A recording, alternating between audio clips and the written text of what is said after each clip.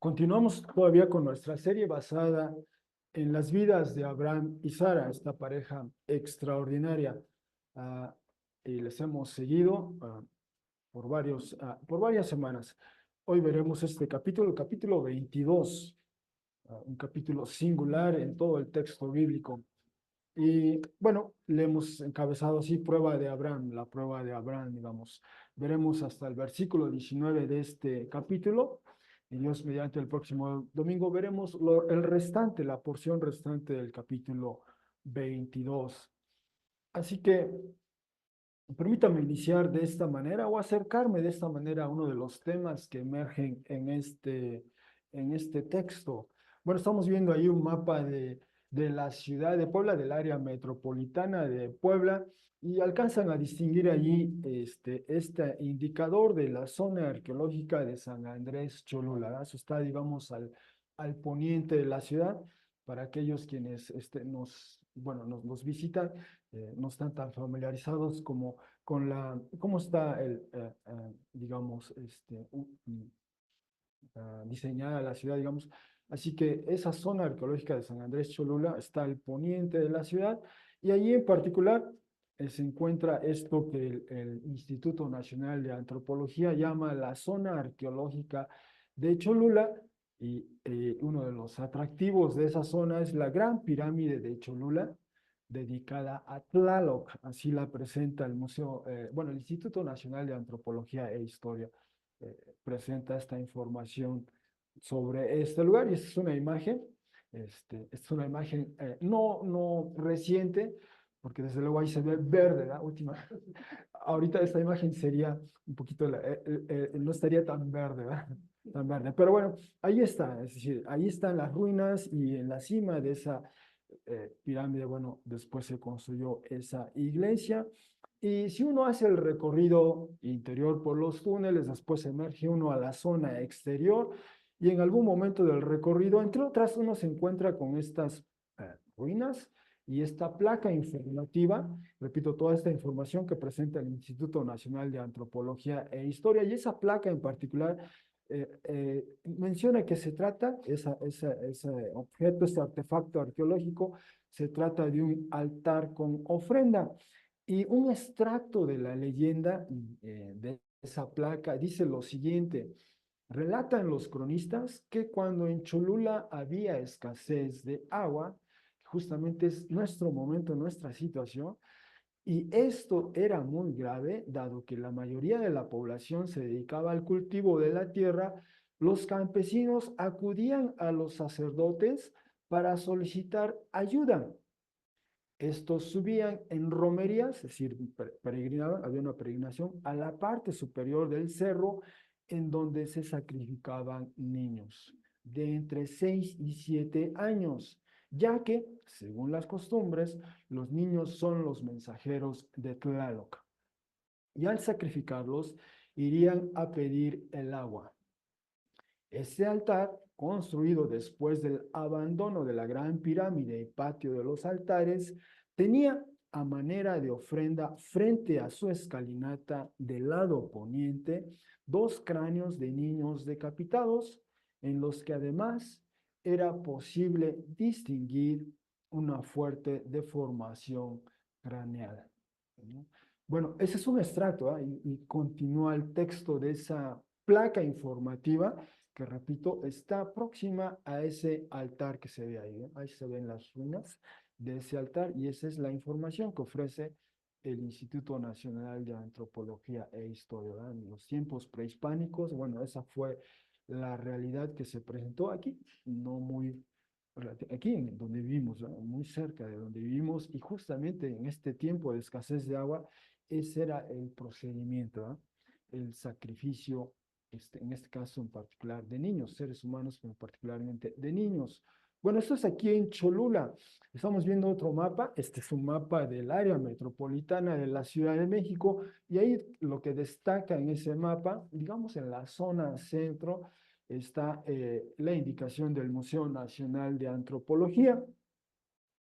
Algunos de ustedes han visitado este museo. Es una vista al interior impresionante de esta, digo, al interior del museo. Y en una de sus salas en particular hay digamos, hay una suerte de detalle de la así llamada pirámide del Sol. Ahí estamos viendo una imagen. Esto es en una de las exhibiciones permanentes al interior del Museo Nacional de Antropología. Entonces, este es un detalle de la pirámide del Sol. Se puede ver la parte, digamos, um, frontal, digamos, y hay una manera de seguir el recorrido y va uno hacia la parte interior, ¿verdad? Al interior de justamente de este detalle de la pirámide. Y tenemos ahí una placa informativa de la pirámide del Sol.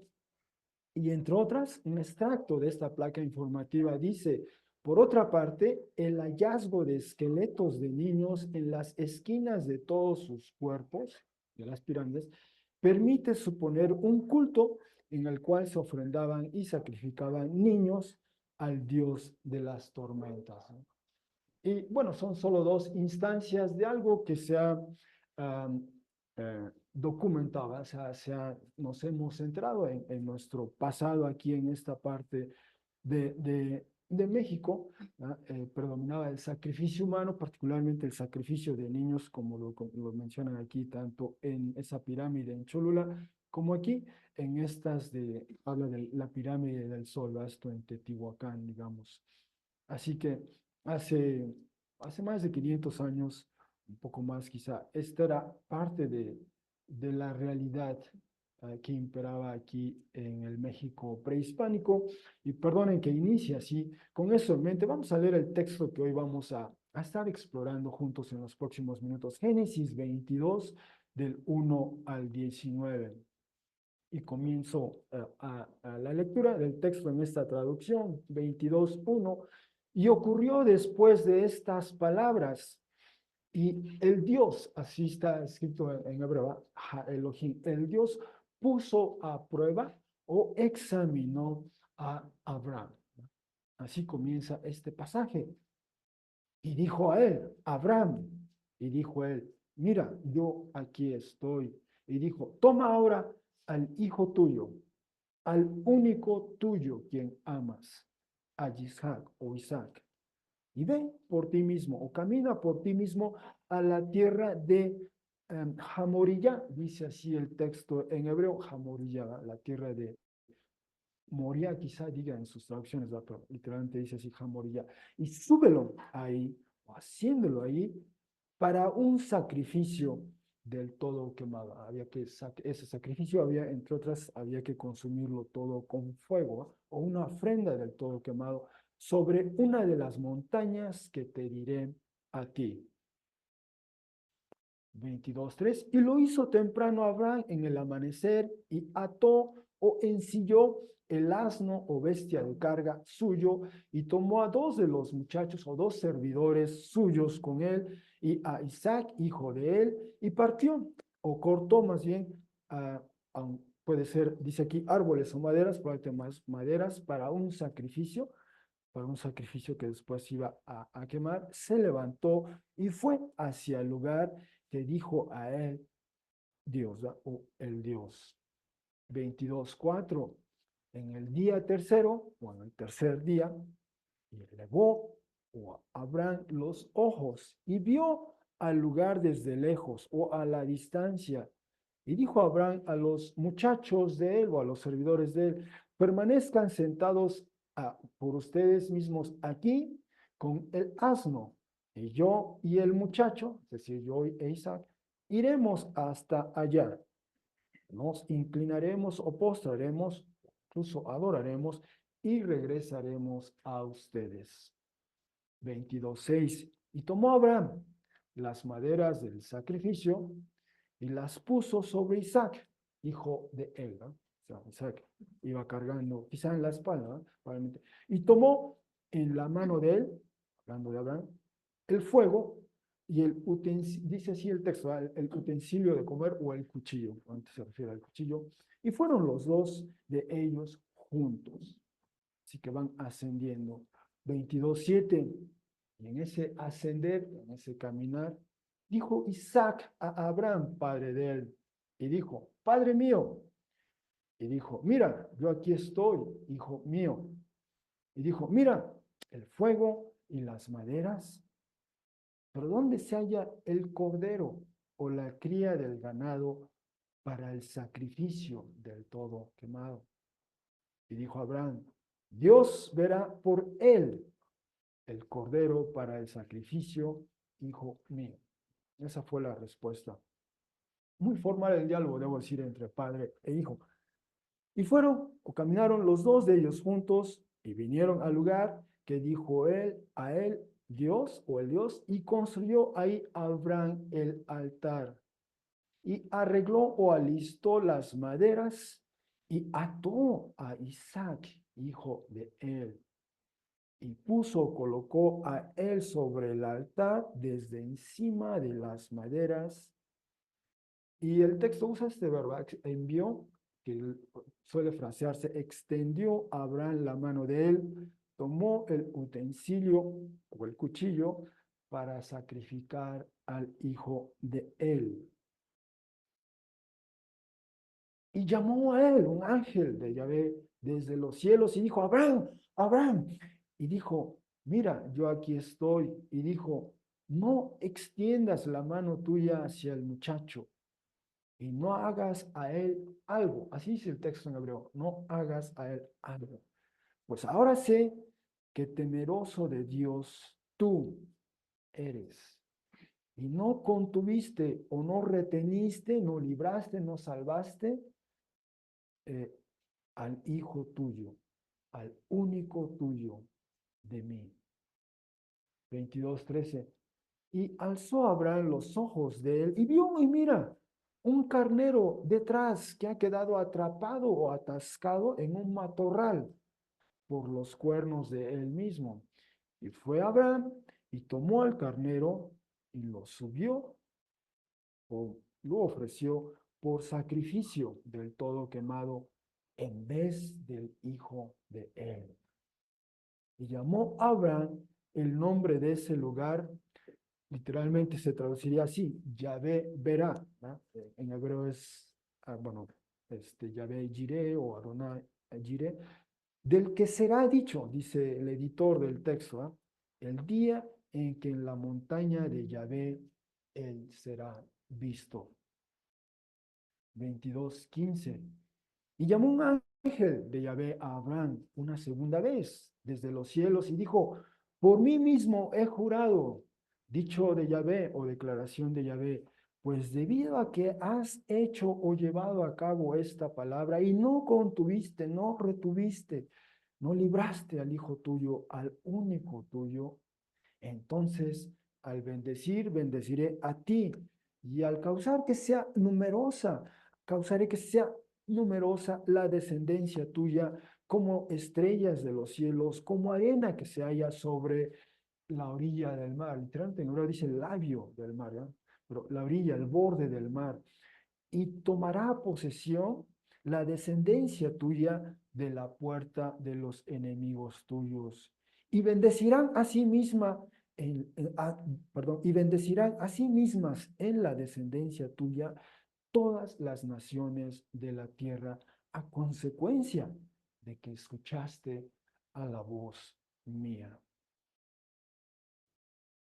Y regresó Abraham hacia los muchachos de él y se levantaron y caminaron juntos hacia el pozo de los siete, el pozo del juramento o el lugar que se llama Beersheba, y habitó Abraham en ese pozo, en ese pozo, el pozo de los siete, el pozo del juramento o Beersheba. Hasta ahí la lectura de nuestro texto. Génesis 22, 1 al 19.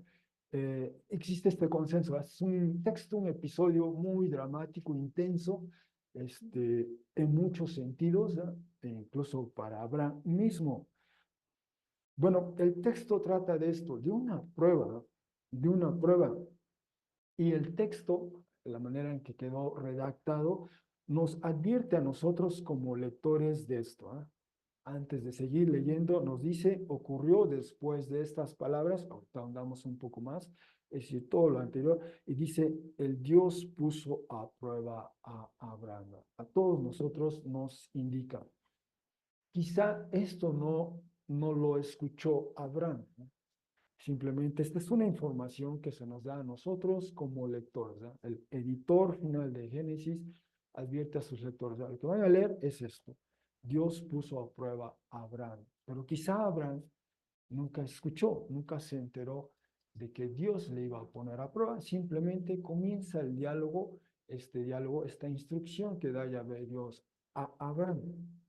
Pero Abraham quizás estaba ajeno del todo a que esta era la intención, como la dice aquí explícitamente el texto. Y quizás esto nos recuerde, algunos de ustedes han leído el libro de Job, es muy parecido en ese sentido. Job está al margen de este diálogo, conversación que tiene Yahvé Dios, Yahvé Elohim, con algunos de sus seres, otros de esos seres no terrenales que son parte de su, ¿cómo decir? Parte de su corte, digamos. Hay esta conversación. Job y su familia están al margen, ajeno de todo ello, ¿verdad? Pero viene una prueba para Job, y vaya prueba que tuvo Job, ¿verdad? Bueno, esto hay que precisarlo, ¿verdad? Abraham está al margen de esta intención de Dios, pero a nosotros sí se nos informa, se nos dice que esto va a ocurrir. Bueno, dice aquí el texto ocurrió después de estas palabras y solo brevemente quisiera decir, este texto, esta historia, como todas las anteriores, ocurre en este mundo del que llamamos, al que hoy llamamos Antiguo Cercano Oriente. Hoy es lo que solemos mencionar, Medio Oriente, muy presente en las noticias hoy día por lo que está ocurriendo ahí en el territorio de Palestina, pero esa es la zona, ¿verdad?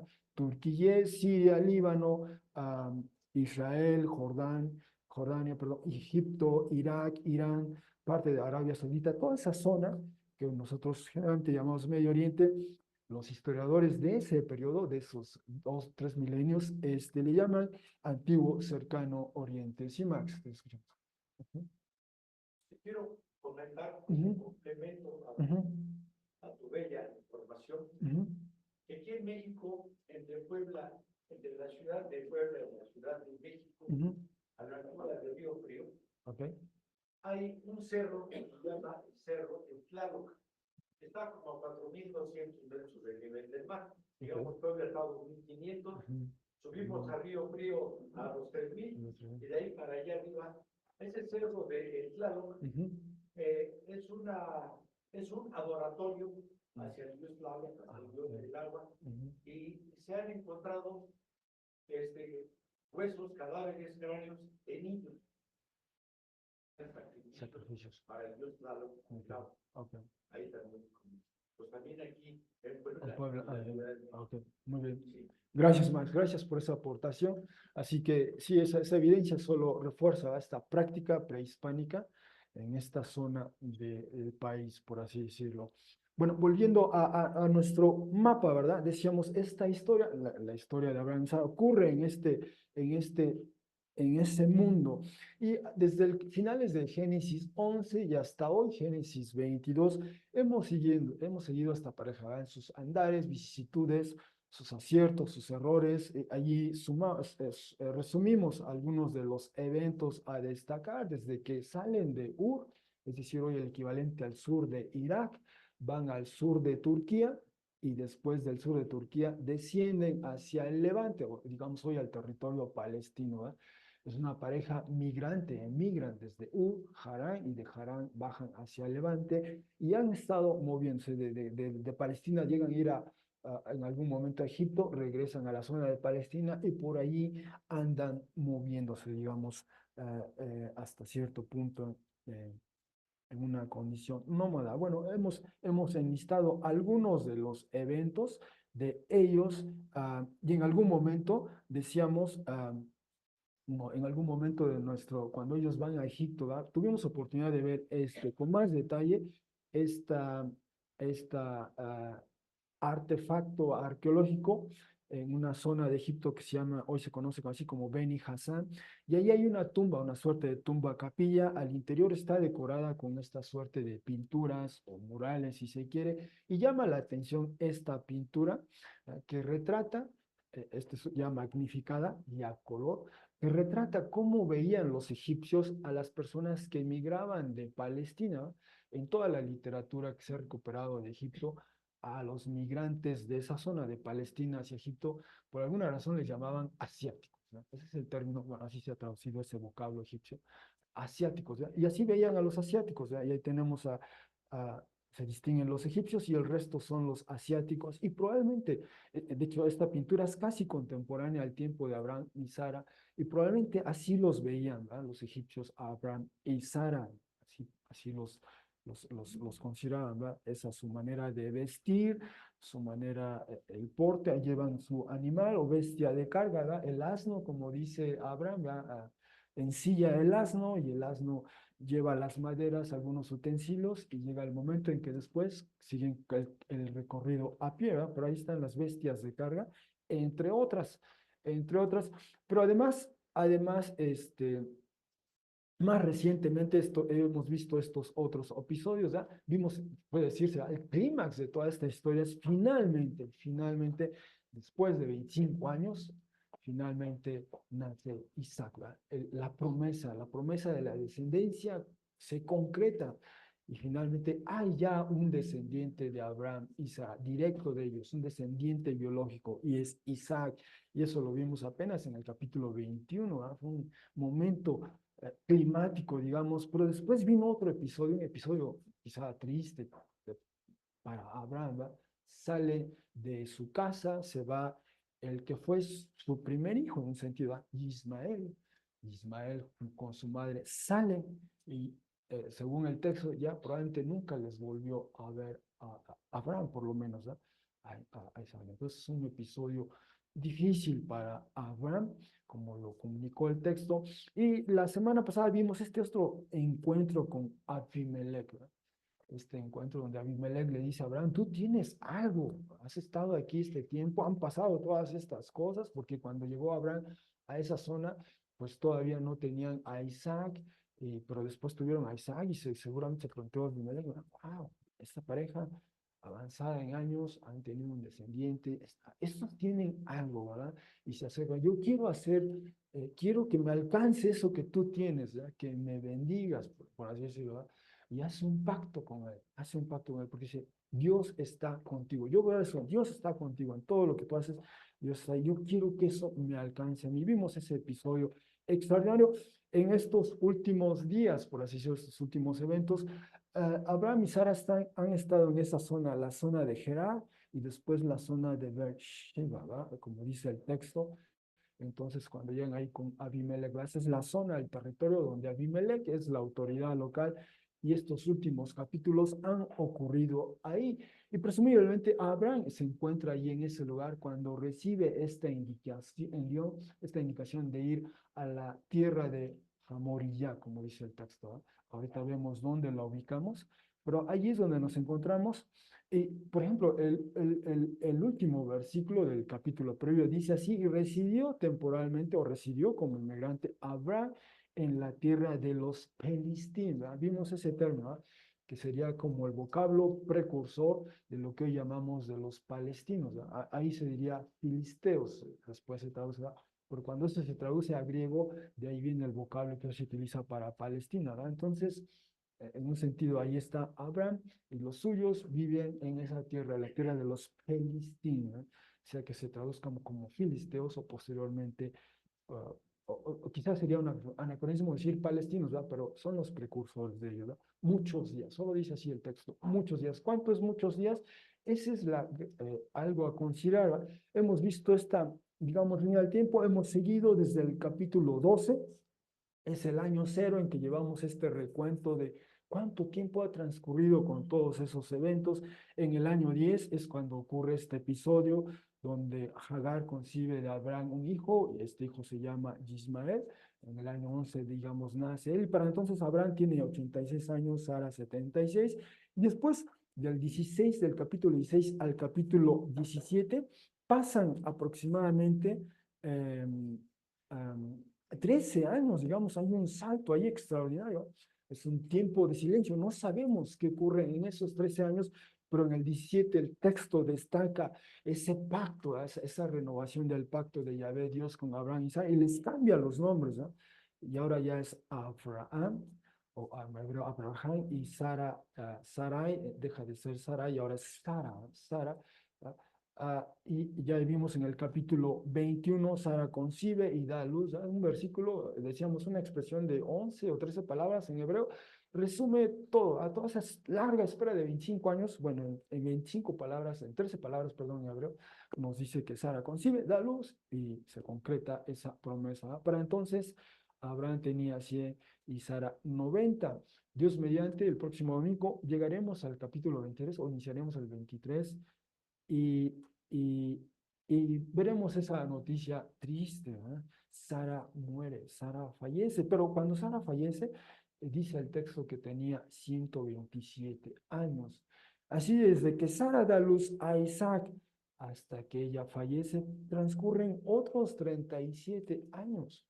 O sea, Sara tuvo la oportunidad de disfrutar de su hijo, digamos, entre otras cosas, 37 años, ¿eh? Le vio crecer, ya adulto, este, disfrutó, ¿no? Disfrutó de él, igual Abraham, ¿no? Entonces, ya estamos en el año, sería el año 62. La pregunta, esto que vamos a leer, que estamos leyendo, ¿en qué momento transcurra? ¿No? Es decir, en el versículo, capítulo 21, verso 2, nace Abraham. Después en el 21, 8, leímos que deja de consumir leche materna y vimos una referencia, ¿verdad? Que por antes la costumbre era que a los 3 años de edad dejaban de consumir leche materna, ¿verdad? Ya Isaac tenía 3 años y ahora leemos, ¿verdad? Vamos a seguir leyendo que Abraham se refiere a Isaac como el muchacho. ¿Qué edad tenía Isaac? Porque repito, del capítulo 21, estamos en el 22 al 23, pues ya pasan 37 años, ¿no? Entonces, Isaac ya era probablemente un adolescente, ¿no? Es posible, ahí esa, por el vocablo que utiliza Abraham para referirse a él, ¿no? Que es el mismo que en su momento el texto lo utiliza para referirse a Ismael cuando él deja la casa de Abraham, ¿no? E Ismael para entonces tenía por lo menos 13, si no es que 14, 15 años, ¿no? Entonces, probablemente ya Isaac, ahora que vamos a leer este texto, ya era un adolescente. Pues una posibilidad, ¿no? De acuerdo al marco temporal que nos presenta el texto. Bueno, hasta ahí va. Posteriormente volveremos a este diagrama en la medida que avancemos, ¿va? Pero esto nos da un anticipo, ¿va? Todo el texto, toda la narrativa cubre 100 años, ¿va? 100 años desde que salen de Harán, desde el sur de Turquía hasta que fallece Abraham, transcurren 100 años, ¿no? Y como pareja les vemos juntos 62 años, ¿no? Además del tiempo que tenían ya como casados, ¿no? Es extraordinario lo que estamos viendo en este pasaje. Así que vuelvo al texto y decía, ¿verdad? El texto dice que Dios prueba, ¿verdad? Prueba. Y es la primera vez que aparece en el texto en hebreo este verbo, el verbo, digamos, nasha, que se traduce como examinar, hacer prueba de o probar.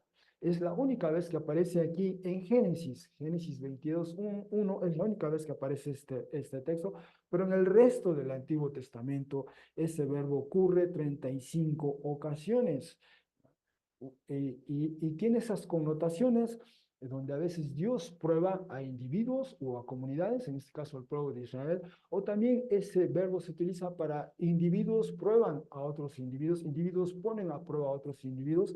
El texto que Timoteo nos hizo leer, leyó para nosotros, perdón, Deuteronomio 8, leyó todo Deuteronomio 8 y particularmente el versículo 2 y el versículo 10 usan ese verbo, ¿verdad? Y ahí está diciendo Dios al pueblo, ¿verdad? Cuando anduvieron en el desierto, yo los puse a prueba.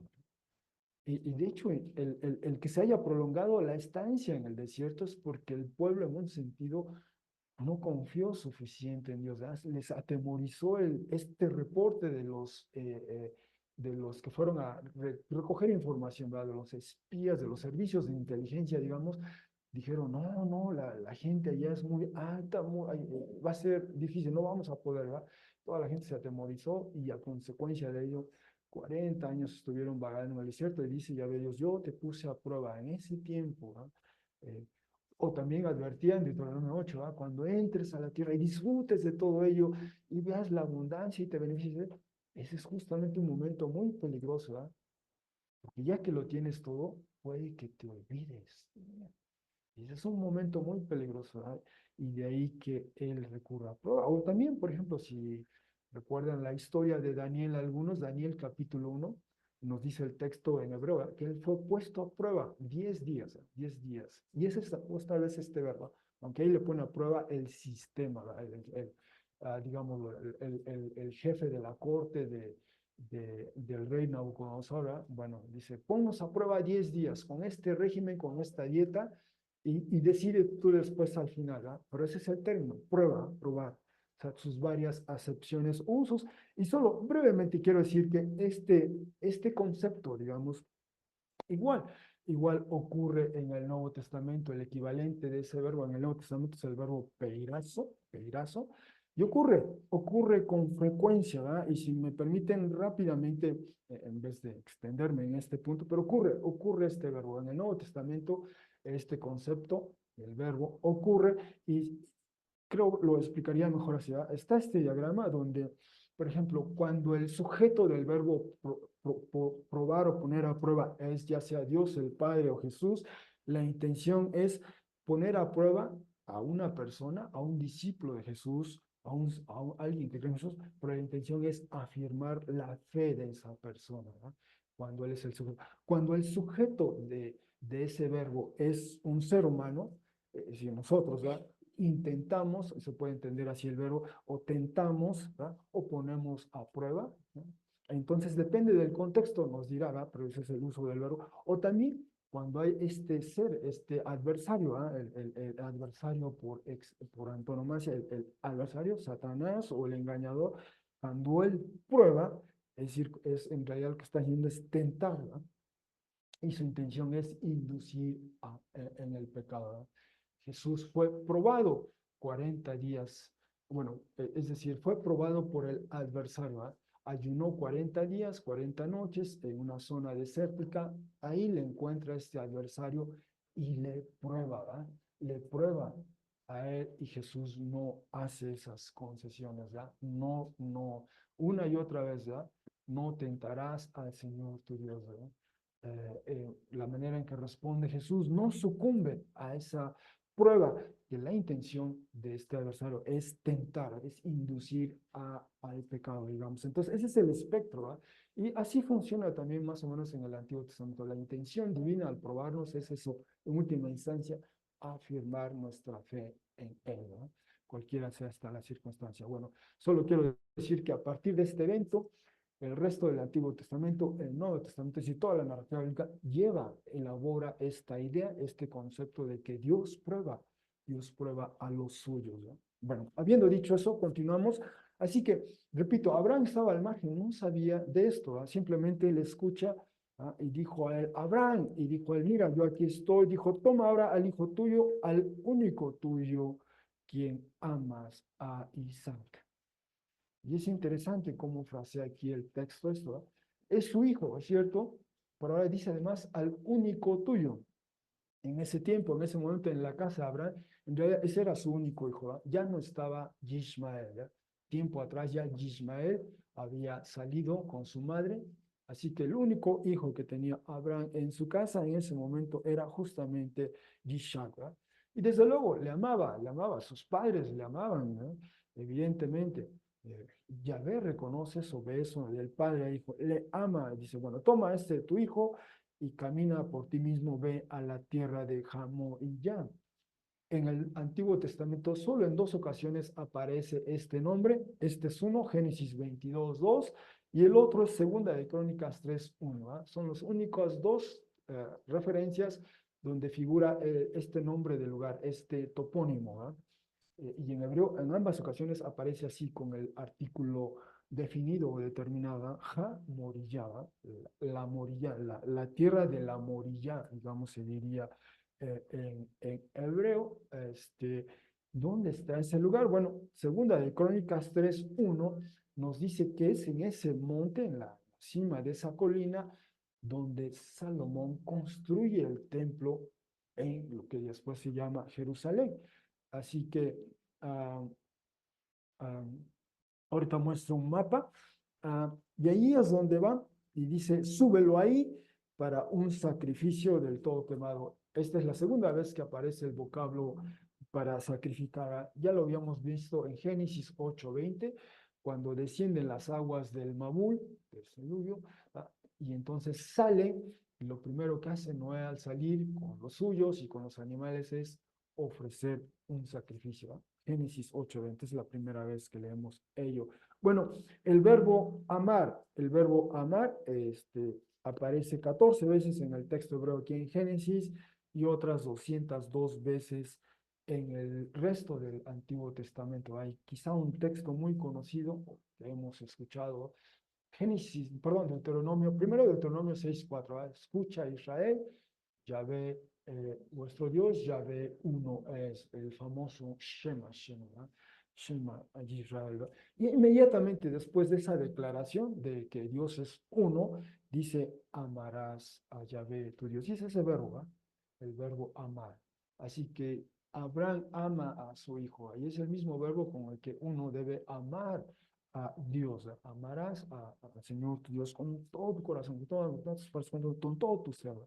Es ese mismo verbo, el verbo amar, que aparece por vez primera ahí. Bueno, ¿dónde está la tierra de la Morilla? La Morilla, bueno, estamos allí en Beersheba, digamos, eh, y, y esta tierra, bueno, se alcanza a ver allí, perdón, si hago un eco, aquí en esta parte superior, hay una sugerencia, ¿verdad? Que aquí está la tierra de la Morilla, o Moria, como dice allí en ese mapa, que en realidad, decía yo, segunda de Crónicas 3:21 nos dice que es ahí donde Salomón construye el templo.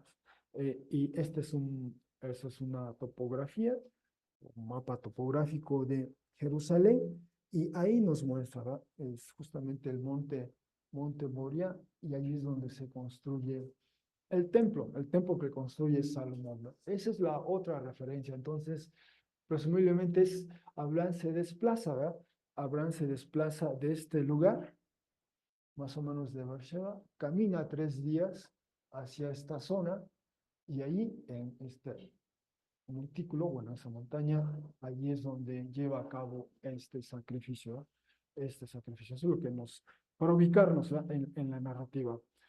Así que, habiendo dicho eso, continuamos 22:3. Lo hizo temprano Abraham, al amanecer recibe esta indicación y Abraham lo lleva a cabo, ¿verdad? Este, ¿Cómo lo asumió? ¿Cómo lo asimiló? Bueno, hasta ese momento, bueno, el texto revela, ¿verdad? Bueno, quizá ahorita lo destaco. Bueno, lo hizo temprano, ató o ensilló al asno o bestia de carga, como vimos en ese mural, en ese fresco, y Abraham se lleva a 2 de sus servidores, ¿verdad? A 2 de sus muchachos, a 2 de sus esclavos o asistentes, tiene esas connotaciones el término, además de su hijo, ¿verdad? Así que van ellos 4, son este grupo de 4 personas, ¿verdad? Abraham también dice que cortó las maderas para el sacrificio, ¿verdad? Así que, pues eso uno presume, ¿verdad? Lo ponen esas maderas en la bestia de carga, el agua, algo de alimento, ¿verdad? Es un viaje de 3 días de camino de ida, 3 días de camino de regreso por lo menos, y no sé cuánto tiempo pesaba calcular más. Entonces, pues ahí van, este grupo de 4 personas, ¿verdad? Se levantó, fue, caminó hacia el lugar que dijo a él Dios, ¿verdad? Así que simplemente Abraham escucha la instrucción y obedece al Señor, ¿verdad? Va, prepara todo lo que requiere y va camino a ello. Por cierto, el vocablo bestia de carga aparece por primera vez en Génesis 12:16 y es una de las, digamos, beneficios que recibe Abraham cuando va a Egipto y el faraón toma a Sara y se la lleva a su harem, a manera de compensación, entre otras cosas, le da eso, asnos o bestias de carga. Así que desde entonces este asno les acompañaba. Uno puede presumir, ¿verdad? Uno puede presumir eso. Bien, así que ahora vamos a pasar a la siguiente fase, al ascenso de la montaña. Dice, en el día tercero, simplemente así lo dice el texto en hebreo. Salieron, han pasado ya 2 días, en el tercero, pues ya llegaron digamos, al pie de la colina del monte, y entonces hay que ascender. Nos dice que Abraham eleva la vista vio el lugar desde lejos a la distancia y entonces le propone esto a sus asistentes, ¿ya? Permanezcan sentados ustedes aquí con el asno, o sea, se quedan ustedes aquí con el asno y yo y el muchacho iremos hasta allá. ¿Qué van a hacer allá? Nos inclinaremos, nos postraremos, ¿ah? O adoraremos y regresaremos a ustedes. Pero vean cómo lo frasea Abraham, ¿ah? Siempre habla en plural, primera persona, o sea, los dos, ¿ah? No está presumiendo que, es decir, hay algo de eso, hay algo de eso. El texto así lo comunica, entonces, hasta ese momento Abraham, o sea, sabe que tiene que ir Isaac con él, incluye, ¿ah? Pero él tiene, revela aquí en esta expresión, él tiene eso, o sea, vamos a hacer esto y regresamos los dos, ¿ah? Los dos vamos a regresar, ustedes espérennos acá. Así que eso revela algo, como leíamos después este texto de Santiago, ¿ah? La fe, la fe de Abraham, revela algo de eso, ¿ah? Vamos a regresar los dos a ustedes, espérenos aquí, ¿eh? Dice en el día tercero, ¿ah? Posteriormente en Éxodo 19, ya cuando el pueblo sale de Egipto, cruza las aguas, pasan 3 días y justamente en el día tercero un episodio similar. Llegan a una montaña y ahí el pueblo se queda al pie de la montaña y solo Moisés es el que sube a la cima y tiene ese encuentro con Yahvé de Dios, ¿no? Donde entre otras le da estas, así como solemos llamarlo, ¿no? Las tablas de la ley, ¿no? Ese episodio, pero nuevamente dice así, en el tercer día, después de caminar todo el pueblo con Moisés, él sube a la montaña. Bueno, continuamos. Tomó Abraham las maderas para el sacrificio y ahora en vez de que las lleve el asno, o sea, se las pone a Isaac, ¿verdad? Pues quizá en la espalda o él cargándolas, como haya sido. Recordemos, ya Isaac, a esta, como lo dijimos, ¿verdad? Probablemente ya era un adolescente, es muy probable, es muy factible, ¿verdad? Así que las coloca sobre Isaac, hijo de él, enfatiza el texto, y Abraham se lleva el fuego, probablemente una antorcha, quizá, y se lleva el cuchillo o el utensilio que utilizaban, como dice aquí, para sacrificar a los animales, y caminan los dos juntos, ¿eh? Los dos, ellos van a hacer el ascenso, van a subir los dos. Ese tramo, ese último tramo del trayecto, solo es entre ellos dos, y se da este diálogo singular, ¿eh? Este diálogo entre padre e hijo, y quizá de nuestra perspectiva nos pareciera muy formal, ¿eh? Dijo Isaac a Abraham, padre de él, y dijo, Padre mío. Y dijo, o sea, responde Abraham, mira, yo aquí estoy, hijo mío. Y dijo, mira, por cierto, cuando responde a Abraham, mira, yo aquí estoy, es la misma manera que responde Abraham cuando le habla Yahvé Dios al principio, ¿eh? Ah, y dice, mira, el fuego, que él lleva las maderas, pero ¿dónde se halla el cordero o la cría del ganado para el sacrificio, ¿no? Eh, bueno, quizá todos recordamos esa etapa de nuestras vidas en que cómo le hacíamos preguntas a nuestros padres, ¿no? En buen sentido, y a veces les cuestionábamos, ¿no? Bueno, pero aquí esta es una pregunta oportuna, ¿no? ¿Dónde? O sea, llevas el fuego, llevas las maderas, ¿dónde está el animal, ¿va? Que hay que sacrificar? Entonces, hasta ese momento nos enteramos que Isaac tampoco sabía, ¿verdad? Isaac tampoco sabía de qué se trataba, ¿verdad? O sea, nosotros sabemos que esta es una prueba, pero no, Isaac no sabía. Por cierto, esta es la primera vez que aparece en el texto en hebreo el vocablo se, por así decirlo, el cordero, ¿verdad? O cría de ganado, que después, por ejemplo, en Éxodo 12, que nos explica en qué consiste la Pascua, ¿verdad? Había que sacrificar un cordero, de la sangre de ese cordero había que pintar el dintel o el marco de las casas para que cuando pasase el ángel vengador de Yahvé, allí no falleciera el primogénito de esa casa, ¿verdad? Ya sea el humano o el animal, entre otros pasajes, ¿verdad? O bien ese pasaje quizá muy conocido de Isaías 53, como cordero fue enviado al matadero y no abrió su boca, ¿verdad? Es el mismo vocablo, ¿verdad? Para referirse a esa criatura del ganado, ¿verdad? Que puede ser un cordero en este caso. Bueno, solo por mencionar eso, ¿no? Bueno, ¿cómo responde Abraham a la pregunta de su hijo? Llevas el fuego, llevas las maderas, obviamente no dijo, pero llevas el cuchillo, bueno, ¿dónde está el animal que vamos a sacrificar? Y dijo Abraham, esa es su expresión, Dios verá por él. Um, uh, Literalmente eso es lo que dice en el texto, ¿no? Usa el verbo yaraba, el verbo que significa ver. Generalmente en algunas traducciones, por alguna razón, esa expresión dice Dios proveerá, pero lo que dice aquí el texto es Dios verá por él el cordero para el sacrificio, hijo mío. Ese es asunto de Dios. Vamos nosotros, el Señor nos pide esto, vamos a hacer esto, Dios verá por él, Dios verá por ello. Yo ahorita vuelvo a cómo apreciar mejor esta frase, pero esa es la respuesta de Abraham, ¿no es cierto? Sí, hace falta el animal, pero Dios verá por él. Esa es su respuesta a Isaac. ¿Cómo lo habrá entendido Isaac? Eso es algo que el texto no elabora. Bueno, continuamos. ¿Ah? Siguen caminando ellos juntos y finalmente llegan. Llegaron a esa cima, ¿ah? Vieron el lugar. ¿Y qué es lo que hace Abraham? Pues Abraham hace lo que ha hecho ya varias veces. No puse las referencias, pero desde el capítulo 12 hemos visto que Abraham, cuando recibe este llamado de Dios y empieza a recorrer el territorio, pues fue construyendo altares. Al construir altares invocaba el nombre de Yahvé Dios, quizá hizo alguna libación, quizá hizo algún sacrificio, pero esto era algo que ya hemos leído con frecuencia de Abraham, que construye altares. Y la semana pasada, de hecho, vimos ese aspecto, que en vez de construir un altar, pues él plantó un tamarisco al lado de un pozo, ¿verdad? En vez de construir un altar, pero allí nuevamente invocó el nombre, y de hecho usó un nombre particular, ¿verdad? Yahvé Olá, ¿no?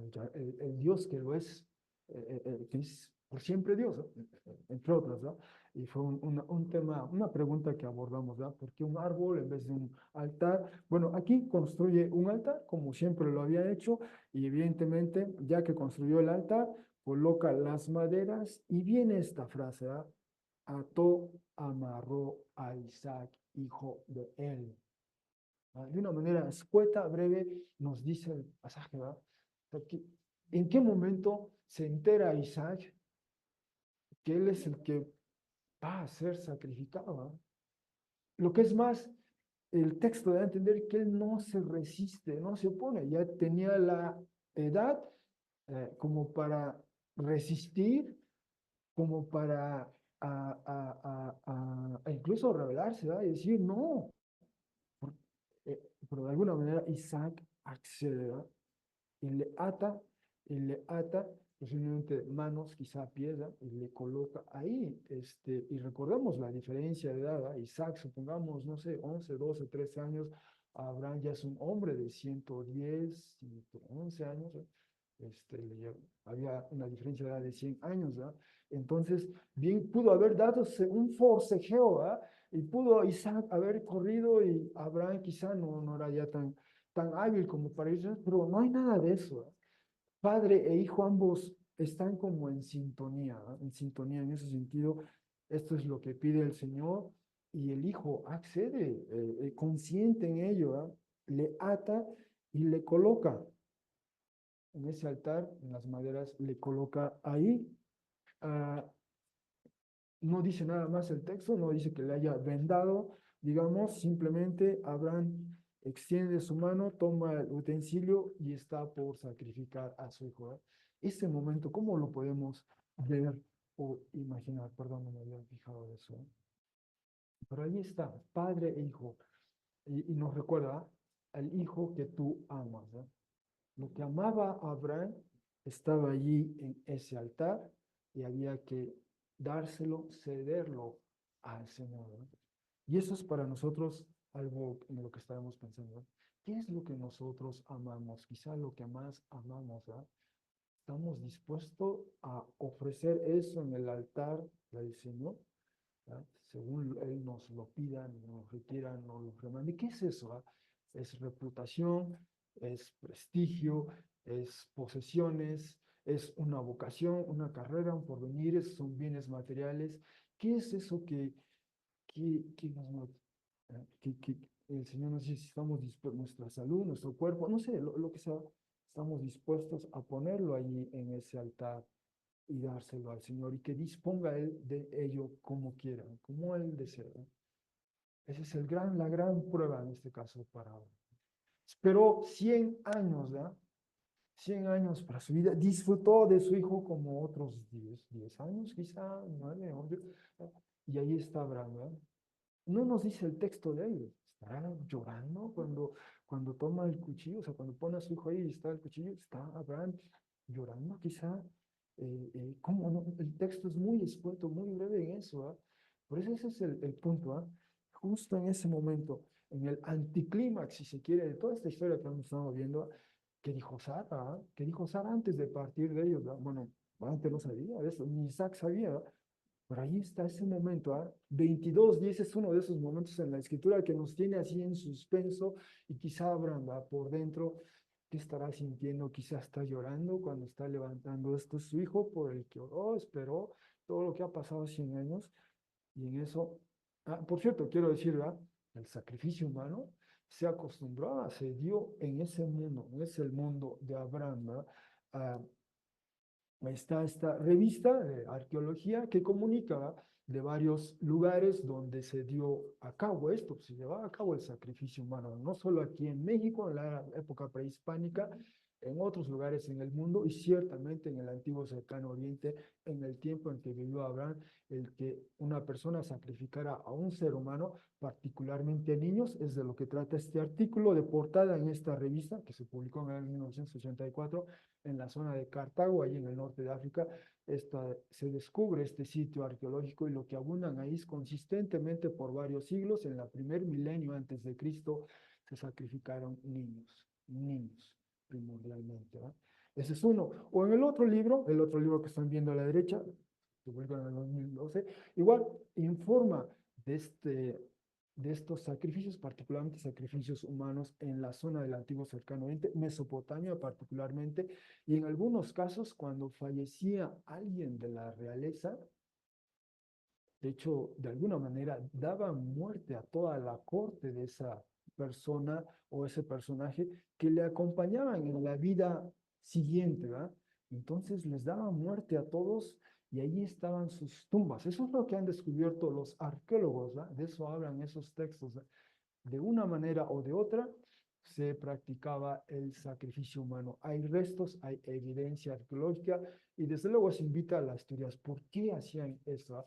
¿Por qué sacrificaban niños? Es cierto, había una deidad a la que sacrificaban niños, esto, pero también se ha propuesto la posibilidad de que además del sacrificio de este ritual, era también una manera de controlar la, la población, ¿verdad? Y entonces era eso, sacrificar niños, ¿verdad? El infanticidio en otras palabras, ¿verdad? El infanticidio se practicó en algunos lugares y en otros sí, fallecía alguien importante, alguien de la corte y toda la corte.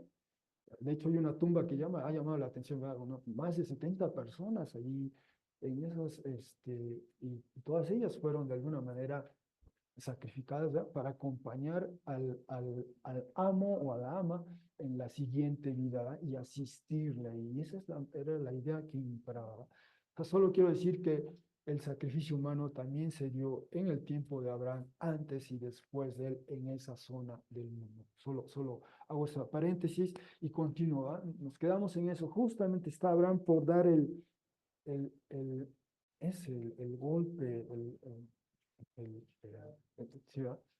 12, 11, y llamó a él un ángel desde los cielos, ¿verdad? Y dijo, Abraham, Abraham.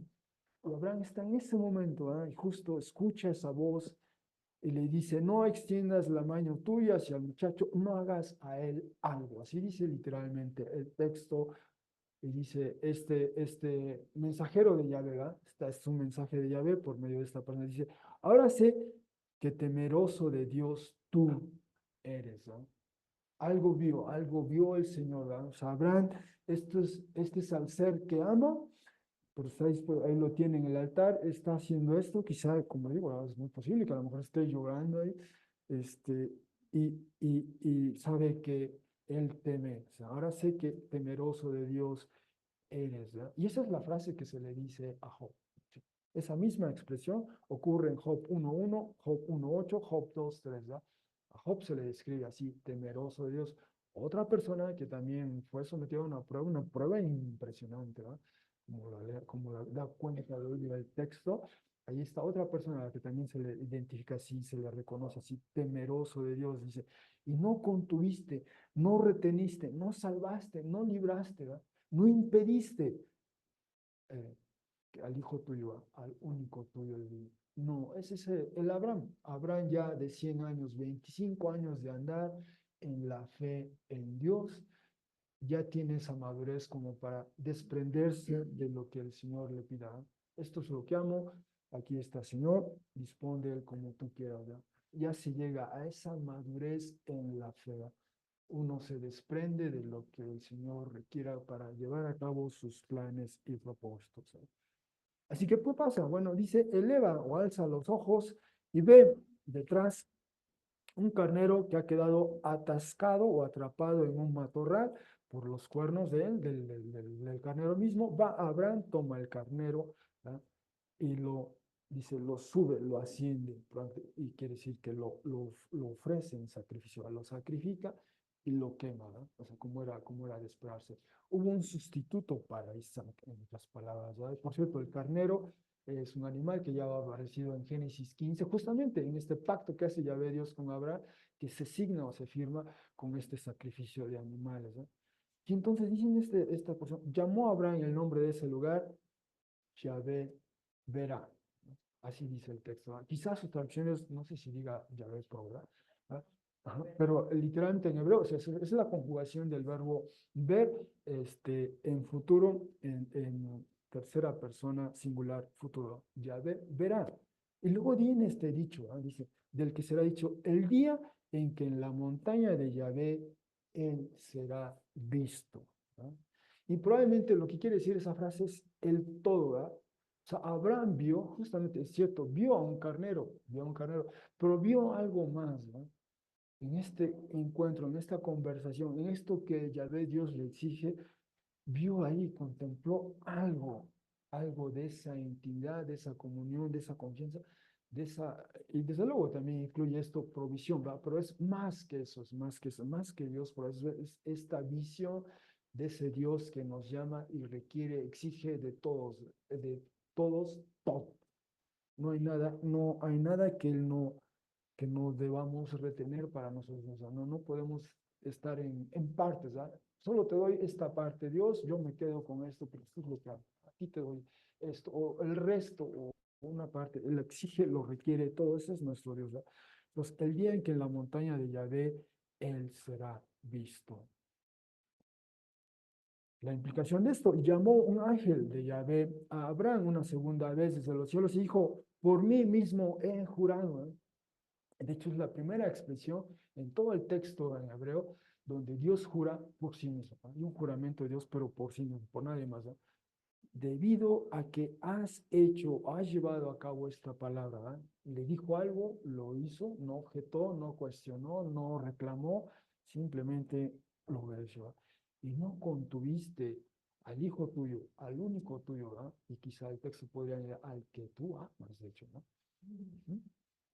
Entonces, al bendecir, bendeciré a ti. Y al causar que sea mayor o numerosa, causaré que sea mayor o numerosa la descendencia tuya como estrellas de los cielos, como arena que se halla sobre la orilla del mar. Lo que es más, tomará posesión la descendencia tuya de la puerta de los enemigos tuyos y bendecirán a sí mismas eh, todas las naciones de la tierra. Esa es una de las consecuencias de ello, escuchaste la voz mía. ¿no? El obedecer a Dios tiene estas implicaciones no solo inmediatas en su círculo familiar, sino globales incluso. ¿eh? Las naciones son bendecidas porque alguien confió en Dios, obedeció a Dios, estuvo dispuesto a dar todo lo que Dios le dio. Las naciones son bendecidas por ella. Y esto en realidad, 12:17 y parte del 12:18, es lo que, de hecho, este es el llamado original para Abraham y Sara en 12:1, ¿va? Yahvé, dijo Yahvé a Abraham, vete de tu tierra, de tu tierra natal y de la casa de tus padres hacia la tierra que yo te mostraré y déjame convertirte en una gran nación, déjame bendecirte, déjame engrandecer tu nombre, sé una bendición, déjame bendecir a quienes te bendicen, a quien te haga menos, maldeciré, serán bendecidas o benditas en ti todos los clanes o las familias de la tierra, digamos, ¿no? Simplemente se reitera ese llamado, esa vocación a 25 años o más de 25, digamos, pongamos quizá 35 años después, se reitera esto, ¿verdad? Se reitera esta. Así que este es un sentido propósito de la prueba. Finalmente, regresa Abraham hacia los muchachos que estaban esperando allí al pie de esa montaña, ¿no? Se levantan, caminan juntos y regresan al lugar, ya sea que le llamemos Beer-Shabá, o Pozo de los Siete, o Pozo del Juramento, y ahí habita Abraham y los suyos, ¿no? En el Pozo de los Siete. Eso leímos desde 21:34, ¿no? Ahí estuvo muchos días y continúa Abraham, regresa a ese lugar y ahí transcurre ese tiempo con ellos. Bueno, en conclusión, hermanos, este es el lugar, ¿no?, a donde regresa Abraham. En conclusión, bueno, Génesis, este pasaje que hemos visto, Génesis 22, 1 al 19, funciona como una suerte de anticlímax de Génesis 21, 1, 7, ¿verdad? Nace finalmente Isaac. Pasaron 25 años y finalmente nace Isaac, pero ahora quizá unos 10, 12 años después, está por morir Isaac, ¿verdad?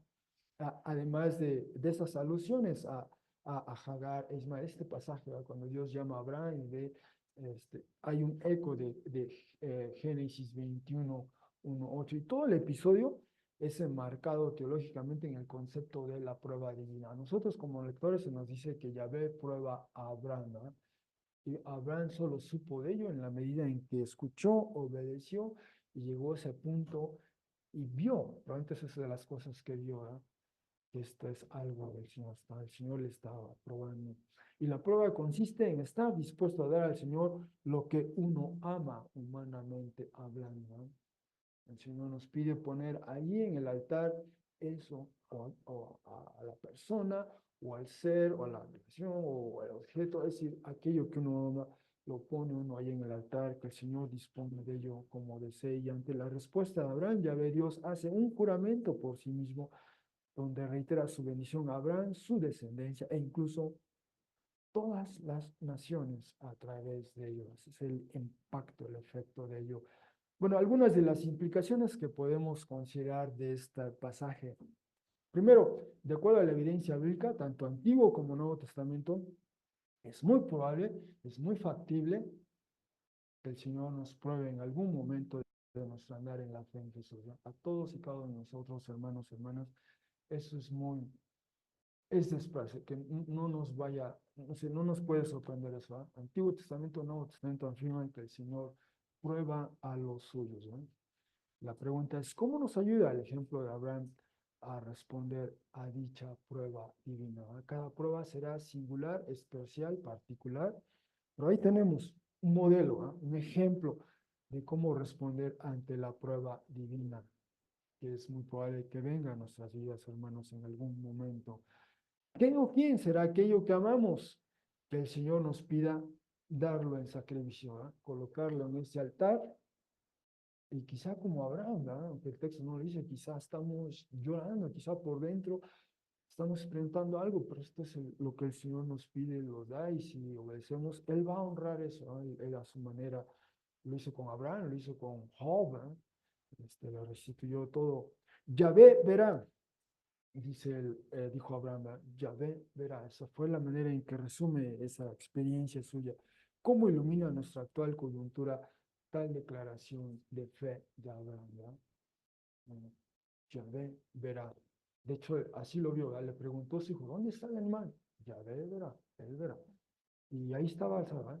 Yahvé verá. Así dijo Abraham. Así nombró todo ese episodio, ¿verdad? Yahvé verá. Y este es un momento hoy en nuestro país, por ejemplo, en este momento, ¿verdad? Yahvé verá. No sé, no sabemos cuál sea el resultado de la elección, por ejemplo, qué va a pasar mañana, pasado mañana, en los próximos semanas, días, pero como Abraham, ¿verdad?, confiemos, Yahvé verá, el Señor verá. Bueno, gracias, hermanos, por su atención.